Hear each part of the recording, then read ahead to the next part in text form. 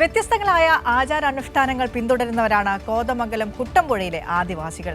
ആണ്ടിലൊരിക്കൽ കാടിന് നടുവിൽ നടത്തുന്ന പായസപൂജ ഇത്തരം വ്യത്യസ്തമായ ആചാരങ്ങളിലൊന്നാണ്. ഇക്കൂട്ടർ ആരാധിക്കുന്ന ക്നാച്ചേരി ക്രാത്താട്ടമ്മയുടെ പ്രീതിക്കായാണ് പായസപ്പാറയിലെ പായസപൂജയെന്നാണ് വിശ്വാസം.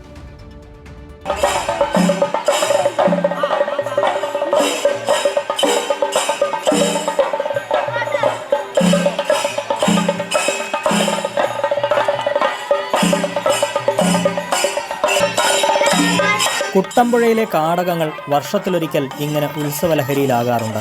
വനമധ്യത്തിലെ പായസപ്പാറയിൽ നടത്തുന്ന പായസപൂജ ഉന്നതി നിവാസികളുടെ സവിശേഷമായ ആചാരങ്ങളിലൊന്നാണ്. ക്നാച്ചേരി അമ്മ എന്ന ക്രാത്താട്ടമ്മയുടെ പ്രീതിക്കായാണ് പായസപൂജയെന്നാണ് ഇവരുടെ വിശ്വാസം. എൻ്റെയൊക്കെ മുത്തച്ഛൻ്റെ കാലം പോലെ നടത്തി വരാറുള്ള ഇതാണത്. ചടങ്ങുകൾ പായസം വെക്കുക, നിവേദ്യം അമ്പലത്തിൽ വെച്ച് പൂജിക്കുക, പിന്നെ കാട്ടുതേങ്ങ ഭക്ഷണമായിട്ട് പണ്ട് ഇത് ഞങ്ങൾ ഭക്ഷണമില്ലായിരുന്നു. അതിനുവേണ്ടിയാണ് കാട്ടുതേങ്ങ ചുറ്റിട്ട് അതിട്ടാണ് ഭക്ഷണമാക്കി ദേവിയെ കൊണ്ട് ഭക്ഷണം ചെയ്യിക്കുന്നത്.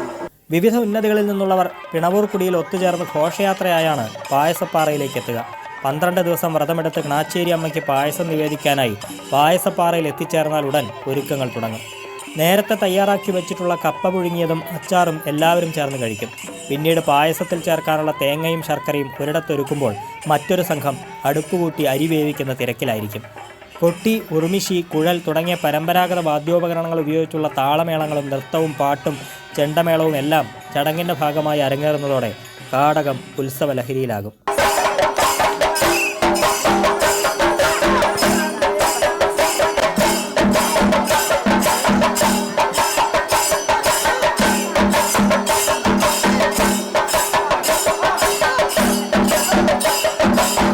ക്നാച്ചേരി വനത്തിനുള്ളിലെ വിശാലമായ പാറയിലാണ് പായസപൂജയ്ക്കുള്ള ചടങ്ങുകൾ നടന്നത്. പാറയ്ക്ക് മുകളിൽ കാണുന്ന 2 ദ്വാരങ്ങളിൽ നിന്ന് വെള്ളമെടുത്താണ് പായസം ഉണ്ടാക്കുന്നത്. വർഷങ്ങൾക്ക് മുമ്പ് ക്നാച്ചേരി ഉരുളനന്നി ഭാഗത്ത് വളരെയധികം ആളുകൾ താമസിച്ചിരുന്നതായിട്ട് പറയുന്നുണ്ട്.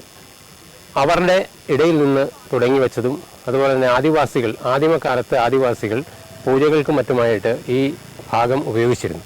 ഇവിടെ പാറപ്പുറത്ത് ശിവൻ്റെ നാസാരന്ധ്രങ്ങൾ, മൂക്കുകൾ എന്ന പോലെ 2 ദ്വാരങ്ങളുണ്ട്. അതിൽ നിറയെ വെള്ളവും എല്ലാ വർഷവുമുണ്ട്. ആ വെള്ളം പറ്റാത്ത ആ വെള്ളത്തിൽ നിന്ന് എടുത്താണ് ഇവിടെ ആദിമ ചടങ്ങുകൾ ഇവർ ആരംഭിക്കുന്നത്. രോഗങ്ങളിൽ നിന്നും പ്രകൃതിക്ഷോഭങ്ങളിൽ നിന്നും രക്ഷ നേടി വർഷം മുഴുവൻ നീണ്ടു നിൽക്കുന്ന ഐശ്വര്യവും സമൃദ്ധിയും പരമ്പരാഗതമായി തുടർന്നു വരുന്ന ഈ പായസപൂജയിലൂടെ കൈവരുമെന്നാണ് ഇവരുടെ വിശ്വാസം. കൈരളി ന്യൂസ്, കൊച്ചി.